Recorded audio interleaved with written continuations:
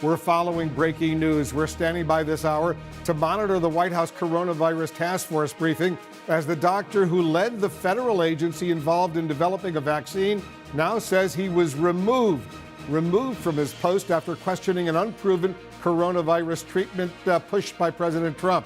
Also tonight, a key model often cited by the Trump administration shows Georgia and other states planning to reopen in the coming days should wait until at least early June in order to prevent an onslaught of new infections. As of this hour, the U.S. death toll is now more than 46,000 people with more than 800,000 confirmed cases. Worldwide, there are more than 2.6 million cases and 182,000 confirmed deaths. Probably a lot more than that. Let's go straight to the White House first. Our chief White House correspondent, Jim Acosta, is joining us. First of all, Jim, what are you learning about this doctor who says he was removed from this key position because he was questioning some treatments that the president is pushing?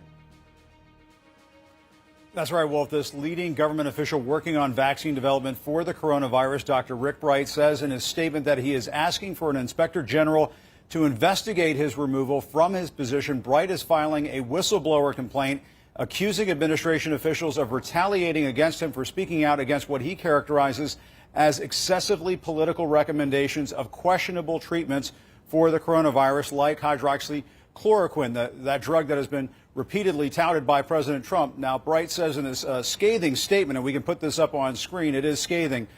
He says, "I believe this transfer was in response to my insistence that the government invest the billions of dollars allocated by Congress to address the COVID-19 pandemic into safe and scientifically vetted solutions and not in drugs, vaccines, and other technologies that lack scientific merit. I am speaking out because to combat this deadly virus, science, not politics or cronyism," he says, has to lead the way. In the meantime, the White House is jumping into cleanup mode, trying to downplay a warning from the director of the CDC that a second wave of the coronavirus could clobber the U.S. later this year. But a source close to the coronavirus task force tells CNN a second wave of the virus combined with a flu outbreak could, quote, completely overwhelm the U.S. health system.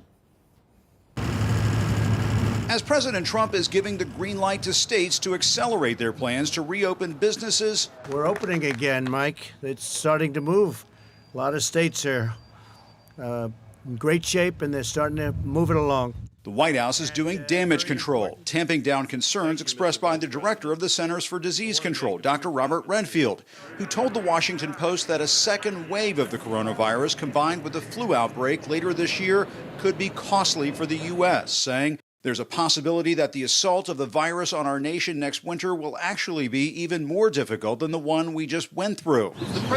In her first gaggle with reporters as press secretary, Kayleigh McEnany accused the media of taking Redfield out of context. The CDC director, I spoke with him just before coming out here. He was very clear in saying, look, we might have flu reemerge in the fall. All Americans need to go out and get their flu shots. That was the thrust of his comments. But, leave it to the media to really take those out of context. But it's McEnany who has credibility issues on the virus after once telling Fox COVID-19 didn't pose a threat to Americans. Absolutely. This president will always put America first. He will always protect American citizens. We will not see diseases like the coronavirus come here. A source close to the coronavirus task force warns the public health risks looming later this year are real, telling CNN influenza and COVID simultaneously could completely overwhelm the healthcare system. Still, the president is encouraging states like Georgia to continue with plans to reopen businesses in the coming days. Georgia Governor Brian Kemp's proposal to open up gyms, nail salons, and other shops starting on Friday has Mr. Trump's support, even though new modeling from public health experts at the University of Washington shows Georgia should wait until mid-June. This is just not handing them the keys back to go back to where we were. This is a measured approach with a lot of different requirements and guidance that we're going to be putting out. The CDC director also criticized the pro-Trump protesters demonstrating against stay-at-home orders in states across the U.S., saying it's not helpful. The president claimed that the demonstrators are practicing social distancing, but that's not true. It's not a question of helpful or not. People want to get back to work. And I've watched some of the protests, not in great detail, but I've seen that, and they're separated. They're a lot of space in between. I mean, they're watching, believe it or not. They're doing social distancing, if you can believe it. With new studies showing the malaria drug hydroxychloroquine, once touted by the president as a game changer, is not really effective against the coronavirus. What do you have to lose? It's been out there for a long time, and I hope they use it. I may take it, and I'll have to ask my doctors about that. Public health experts are clamoring for more data so administration officials can make informed recommendations. We're all desperate for therapies that work. I've always been puzzled by why we've made such a big deal of hydroxychloroquine. The data supporting it was really weak and anecdotal. Now, one of the other big questions going into this evening's briefing is, where is Dr. Anthony Fauci, one of the most popular government officials? He's trusted, polls show, on the coronavirus. Fauci was last at the briefing on Friday. We are told the doctor is spending most of his days at his office working with his vaccine team and with other officials battling the pandemic.